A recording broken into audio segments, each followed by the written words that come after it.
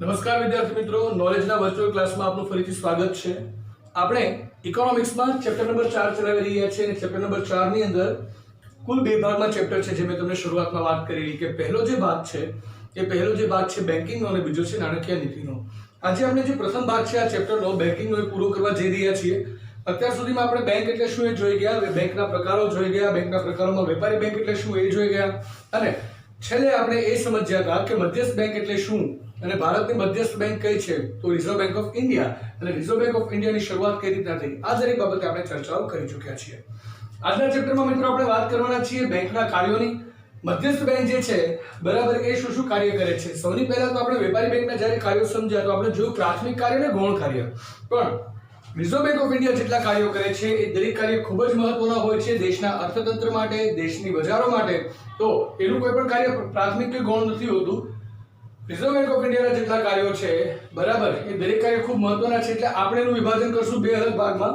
એક આવશે નાણાકીય કાર્ય અને બીજો આવશે બિન નાણાકીય કાર્ય. તો નાણાકીય કાર્યો જે છે એટલે કે નાણાં સાથે જોડાયેલા દરેક કાર્યો અને બિન નાણાકીય કાર્યો એટલે કે નાણાં સિવાયના કાર્યો. તો નાણાકીય કાર્યોમાં પહેલું કાર્ય આવે છે ચલણ બહાર પાડવાનું કાર્ય.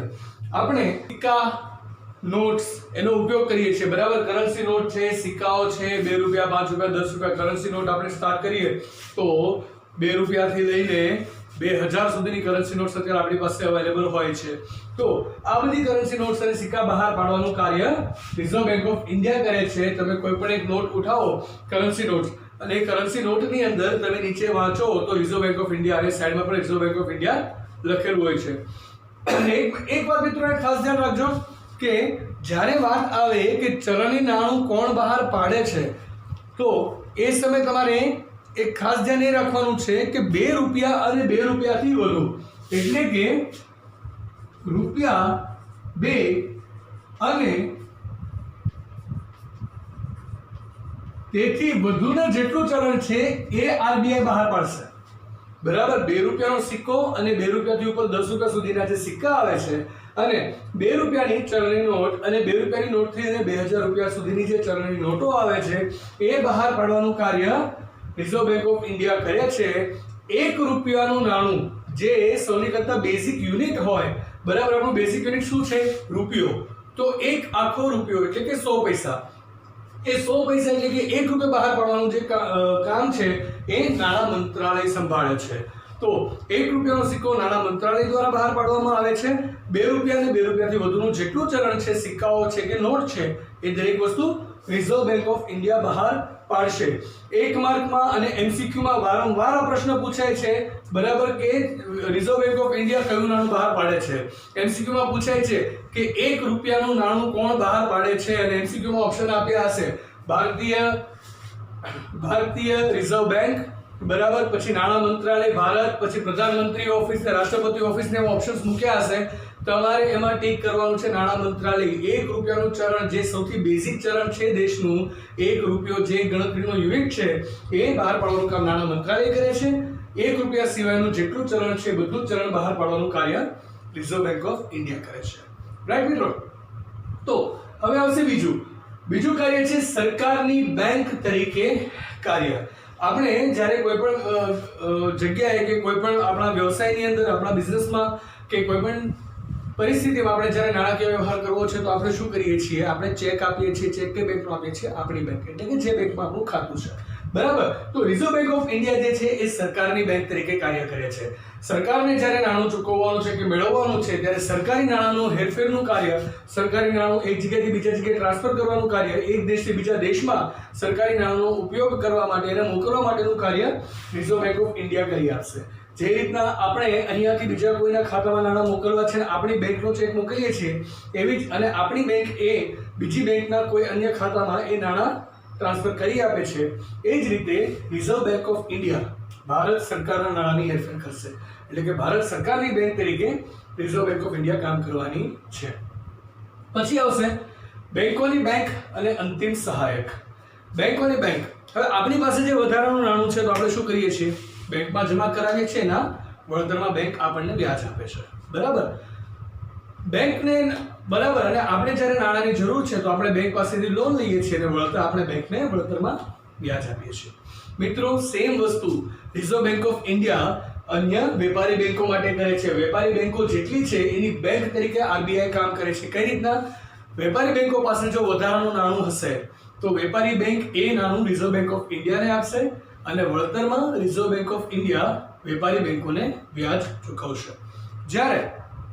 જ્યારે વેપારી બેંકો પાસે નાણાંની અછત છે, કોઈ કારણોસર એને નાણાંની જરૂર પડી, બરાબર, તો એ નાણાંની જરૂર વેપારી bank reserve bank of India પાસેથી લોન લઈને પૂરી કરી શકે છે અને એના વળતરમાં વેપારી બેંક આરબીઆઈને વ્યાજ ચૂકવશે. એટલે કે આરબીઆઈ વેપારી બેંક પાસેથી લોનનું વ્યાજ લેશે.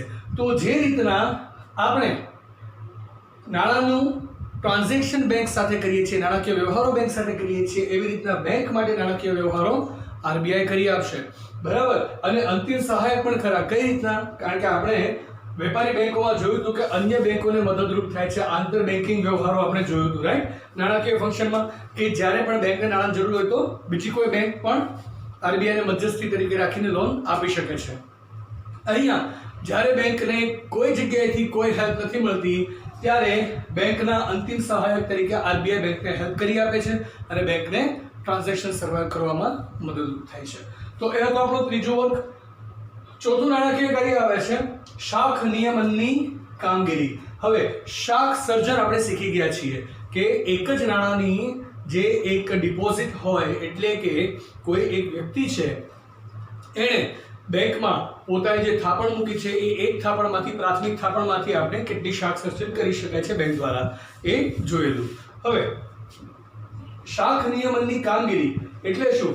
કે જો બેંક, વેપારી બેંક, એની શાખ ઉપર નિયમન ના કરવામાં આવે અને અર્થતંત્રમાં જો નાણાંનું પ્રમાણ ખૂબ વધી જાય તો અર્થતંત્રમાં ફુગાવો, મોંઘવારી, નાણાંની વધુ પડતી છતને કારણે નાણાંનું અવમૂલ્યાંકન, દરેક પ્રશ્નો ઊભા થઈ શકે છે. તો એ પ્રશ્નો ઊભા ના થાય એની માટે બજારમાં નાણાંનો પ્રવાહ રોકવો જરૂરી છે. અને બજારમાં નાણાંનો પ્રવાહ રોકવા માટે મોટું સાધન છે કે શાખ સર્જન ઉપર નિયમન રાખવું, એનો કંટ્રોલ કરવો. એટલે કે વધુ પડતી લોન બેંક દરેક વ્યક્તિને ગમે એટલી લોન આપી દે એવું ના થાય. બેંકને બંધન આપવામાં આવે કે આનાથી વધારે તમે શાખ સર્જન નહીં કરી શકો, રાઈટ. તો જ્યારે વેપારી બેંકોની શાખ સર્જનની પ્રક્રિયા ઉપર અંકુશ રાખવાની જે પ્રક્રિયા છે, વેપારી બેંકોની શાખ સર્જનની પ્રક્રિયા ઉપર અંકુશ રાખવાની જે પ્રક્રિયા છે એને આપણે શાખ નિયમનની કામગીરી તરીકે ઓળખવાના છીએ, બરાબર. તો ચોથું નાણાકીય કાર્ય આરબીઆઈ એ કરશે કે એ વેપારી બેંકો દ્વારા શાખ સર્જન થતું હોય એના ઉપર નિયમન રાખશે કે જેથી કરીને વધુ પડતું નાણું બજારમાં ફરતું ના થાય, જેને કારણે મોંઘવારી, ફુગાવો કે પછી નાણાંના અવમૂલ્યાંકન જેવો પ્રશ્ન બને ત્યાં સુધી ના ઉદ્ભવે. છેલ્લું નાણાકીય કાર્ય છે મિત્રો વિદેશી હુંડિયામણની જાળવણી. વિદેશી હુંડિયામણ એટલે શું? સૌથી પહેલા એ સમજી લઈએ.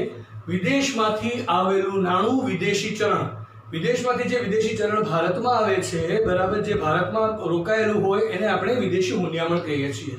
રિઝર્વ બેંક ઓફ ઇન્ડિયા જે છે એ વિદેશી હુંડિયામણની જાળવણી કરે છે, એટલે કે વિદેશી હુંડિયામણ ભારતમાં સાચવે છે. એના સિવાય આપણે જોઈએ તો દરેક દેશની કરન્સી અલગ અલગ છે, દરેક દેશનું ચલણ અલગ છે અને દરેક ચલણનું મૂલ્ય અલગ અલગ છે, બરાબર. તો એના ભાવ જે છે બજારમાં આધારિત પુરવઠા અને માંગના નિયમને આધારે થશે. એટલે કે આપણે જે રીતના બજારમાં કિંમત નિર્ધારણ 11th સ્ટાન્ડર્ડમાં ભણી ગયા હતા, 11મા ધોરણમાં, કે માંગ અને પુરવઠાનો ઉપયોગ કરીને કઈ રીતના મધ્યસ્થ બિંદુ ઉપર કિંમત નિર્ધારણ થાય છે, સેમ વે વિદેશી નાણું જે છે એની માંગ અને પુરવઠાના આધારે બજારની અંદર એની ભારતીય મૂલ્યમાં રકમ નક્કી થશે, બરાબર, ભારતીય કિંમતમાં એનું મૂલ્ય નક્કી થશે. તો ત્યારે વધુ પડતું કિંમત વધી ના જાય અને ખૂબ જ કિંમત ઘટી પણ ના જાય એને મેન્ટેન કરવા માટે બજારની અંદર નાણાંના પુરવઠાનો જથ્થો જે છે ને એને કંટ્રોલ કરે છે રિઝર્વ બેંક ઓફ ઇન્ડિયા. બજારમાં જે નાણાંનો પુરવઠો છે એનું સંપૂર્ણપણે નિયમન રાખે છે કે જેથી કરીને ભારતીય નાણાંનું અવમૂલ્યાંકન વધુ પડતું ના થાય અને એના મૂલ્યની જાળવણી થઈ શકે. એક ખાસ વાત એ કહું મિત્રો કે એક સમય હતો કે જ્યારે $1 બરાબર $1 હતા ભારતની આઝાદી પછી. આજે $1 બરાબર નિયર અબાઉટ 70 રૂપિયાની આસપાસનો રેટ ચાલે છે, બરાબર. તો જેમ જેમ સમય જાય છે, બરાબર, એમ દરેક દેશની પ્રગતિના આધારે એની $માં કિંમત વધઘટ થતી હોય છે, બરાબર. દેશના વિકાસની સાથે પણ એ વસ્તુનો સીધો સંબંધ છે. અહીંયા આપણે જોઈએ કે ભારતની અંદર જો હજુ શાક સર્જન ઉપર નિયમન કરવામાં ના આવે તો એ કિંમત ક્યાં જઈને અટકે આપણને ખબર નથી. તો એવા સમયની અંદર એવા સમયમાં રિઝર્વ બેંક ઓફ ઇન્ડિયા જે છે એ નાણાંનો ફ્લો એ રીતના અટકાવી દેશે, બરાબર, નાણાંનો પ્રવાહ એ રીતના અટકાવશે કે જેથી કરીને રૂપિયાનું વધુ મૂલ્યાંકન થાય નહીં. તો મિત્રો આ હતું પાંચમું નાણાકીય કાર્ય, વિદેશી હુંડિયામણની જાળવણી. તો મિત્રો આપણે કુલ 5 નાણાકીય કાર્યો શીખી ગયા રિઝર્વ બેંક ઓફ ઇન્ડિયાના.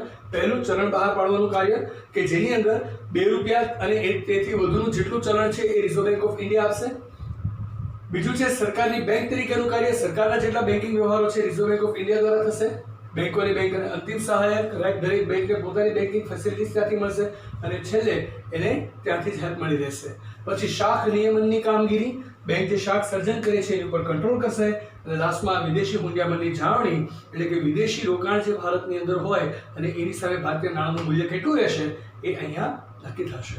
તો મિત્રો તો હવે આપણે સમજશું બિન નાણાકીય કાર્યો. રિઝર્વ બેંક ઓફ ઇન્ડિયા નાણાંને લગતા આટલા કાર્યો કરે છે, પણ બીજા પણ 3 એવા કાર્યો કરે છે કે જેમાં નાણાંને કશો જ સંબંધ નથી, પણ તેમ છતાં રિઝર્વ બેંક ઓફ ઇન્ડિયા કરે છે કે જેનાથી દેશનું જે હિત થશે.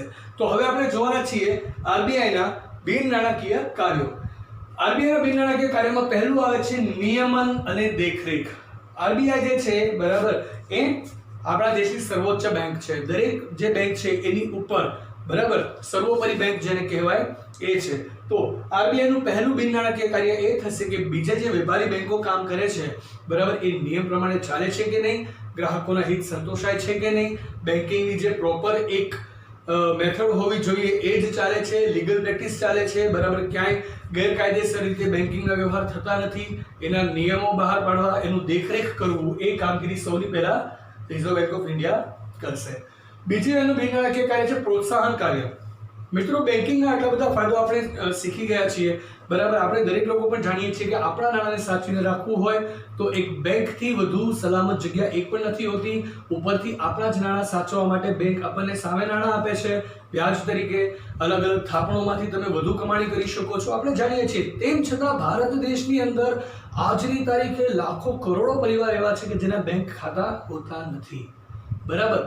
તો એ લોકો બેન્કિંગમાં માનતા નથી. કોઈ પણ પ્રશ્ન હોઈ શકે, એ લોકોને કદાચ જાણકારી નથી કે એ લોકોને ફાયદાની ખબર નથી કે એ લોકો પાસે વ્યવસ્થા નથી.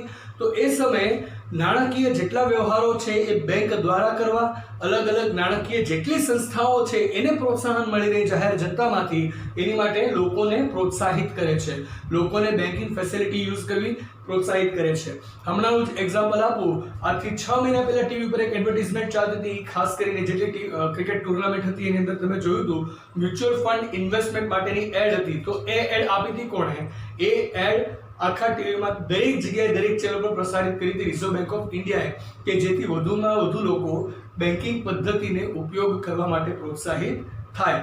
તો ઇનડાયરેક્ટલી દરેક વેપારી બેંકને ફાયદો આપે છે, કારણ કે જ્યારે લોકો પ્રોત્સાહિત થશે તો કોઈ પણ એક બેંકને એક ગ્રાહકનો વધારો મળવાનો છે, બરાબર. તો આ રીતના આરબીઆઈ બેન્કિંગ ક્ષેત્રના પ્રોત્સાહન માટેના કાર્યો પણ કરે છે.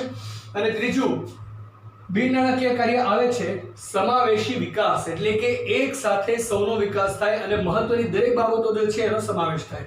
એક વાત મિત્રો ખાસ ધ્યાન રાખવાની કે આરબીઆઈ હંમેશા એવું વિચારતી હોય છે, આરબીઆઈના ધ્યાનમાં એક બાબત હંમેશા હોય છે કે જ્યારે કોઈ પણ નવી આર્થિક નીતિ આવે, જ્યારે કોઈ પણ નવા આર્થિક નિર્ણયો આવે તો એનો લાભ, એની અસર દેશના દરેક સમાજના દરેક લોકો ઉપર એક સરખી થાય, નહીં કે કોઈ એક ચોક્કસ વર્ગને ફાયદો થાય ને એક વર્ગ જે છે એને નુકસાન થાય, બરાબર. તો આરબીઆઈ હંમેશા એ વસ્તુનું ધ્યાન રાખે છે કે દેશના દરેક લોકોને એક સરખો ફાયદો મળે. અને જ્યારે આ વસ્તુ શક્ય બને કે દેશના દરેક વર્ગના દરેક વ્યક્તિને, દરેક નાગરિકને જે નવા નાણાકીય નિર્ણયો આવ્યા છે એની એક સરખી અસર થઈ, ત્યારે એવું કહેવાય કે સમાવેશી વિકાસ થયો, એટલે કે દરેક લોકોના વિકાસમાં સમાવેશ થઈ ગયો છે. સમાવેશી વિકાસની અંદર બેંક 3 કાર્ય ખાસ કરે છે. પહેલું કાર્ય કરે છે જાગૃતતા માટે પ્રચાર. લોકોને જાગૃત કરે છે કે બેન્કિંગ કઈ રીતના હેલ્પફુલ છે, બેન્કિંગ કઈ રીતના સારું છે, તમે બેન્કિંગનો ઉપયોગ કરશો તો તમે જ ફાયદામાં રહેશો, બરાબર. બેંક દ્વારા નાણું તમે ટ્રાન્સફર કરશો તો તમારી સલામતી છે, તમારી પાસે એક રેકોર્ડ રહેશે, તમે કોઈ વ્યક્તિને નાણું ચૂકવ્યું છે તો તમારી પાસેનો ચોખ્ખો હિસાબ રહેશે, એનું એક તમારી પાસે સાબિતી રહેશે કે મેં આ સમયે આ તારીખે શું ચેકથી નાણાં આપ્યા હતા, મારા સ્ટેટમેન્ટમાં બતાવે છે. તો આવી દરેક પ્રકારની જાગૃતતાઓ આરબીઆઈ લોકોને આપે છે. બીજું જનધનનું સંચાલન. ભારત સરકાર દ્વારા જે જનધન યોજના ચાલુ છે કે જેમાં ગરીબ પરિવારોને મફતમાં એક એકાઉન્ટ આપવામાં આવ્યું છે ઝીરો બેલેન્સ સાથે, અને ઝીરો બેલેન્સ એકાઉન્ટમાં એના થોડા વર્ષો થાય પછી એમાંથી નાની એવી 5,000 જેટલો ઓવરડ્રાફ્ટ પણ વ્યક્તિ લઈ શકશે. તો એ જનધન યોજનાનું જેટલું સંચાલન છે એ યોજના આખી રિઝર્વ બેંક ઓફ ઇન્ડિયાના હસ્તગત ચાલે છે. એનું સંપૂર્ણપણે સંચાલન આરબીઆઈ કરે છે. અને છેલ્લું સમાવેશી વિકાસનું કાર્ય છે ગ્રાહકોના હિત અથવા તો હકની જાળવણી. ગ્રાહકોના જે હક છે વેપારી બેંક પાસે અને એના જે હિત છે એની જાળવણી કરવી. તો આરબીઆઈ કઈ રીતના કરી શકશે? આરબીઆઈ ધારા, ધોરણો, નીતિ નિયમો વેપારી બેંક માટે એવું ઘડતર કરશે કે જેના દ્વારા જેટલા પણ ગ્રાહકોના કોઈ પણ બેંકમાં ખાતા હશે તો એ દરેક વ્યક્તિનું જે હિત છે એ જળવાય, દરેક વ્યક્તિને પોતાના હક મુજબના લાભ મળે, જેથી કોઈને નુકસાન ના જાય. રાઈટ. તો આ 3 ખાસ કાર્યો કરીને રિઝર્વ બેંક ઓફ ઇન્ડિયા સમાવેશી વિકાસનું પણ કાર્ય કરે છે. તો મિત્રો આજે આપણે શીખી ગયા કે રિઝર્વ બેંક ઓફ ઇન્ડિયા એટલે કે ભારતની જે મધ્યસ્થ બેંક છે બરાબર, એના મુખ્ય કાર્યો શું છે? મુખ્ય કાર્યો 2 છે, નાણાકીય કાર્ય અને બિન નાણાકીય કાર્ય બરાબર. અને નાણાકીય કાર્ય અને બિન નાણાકીય કાર્યની આપણે વિગતો પણ સમજી ચૂક્યા છીએ. આવતીકાલના ટોપિકમાં આપણે નાણાકીય નીતિ શરૂ કરવાના છીએ, મોનેટરી પોલિસી. આપણે આ ચેપ્ટરના 2 પાર્ટ છે, રાઈટ, બેન્કિંગ અને નાણાકીય નીતિ. આવતીકાલના સેશનમાં આપણે નાણાકીય નીતિ સમજવાના છીએ. બેન્કિંગ હવે આપણે પૂરું કરી ચૂક્યા, રાઈટ. તો બસ આવતીકાલના સેશનમાં નાણાકીય નીતિ સાથે મળીએ. ત્યાં સુધી રજા લઈશ તમારી. આવજો, તમારું ધ્યાન રાખજો, ઘરમાં રહો, સુરક્ષિત રહો, નોટ્સ બનાવતા રહેજો. Bye, see you in the next session.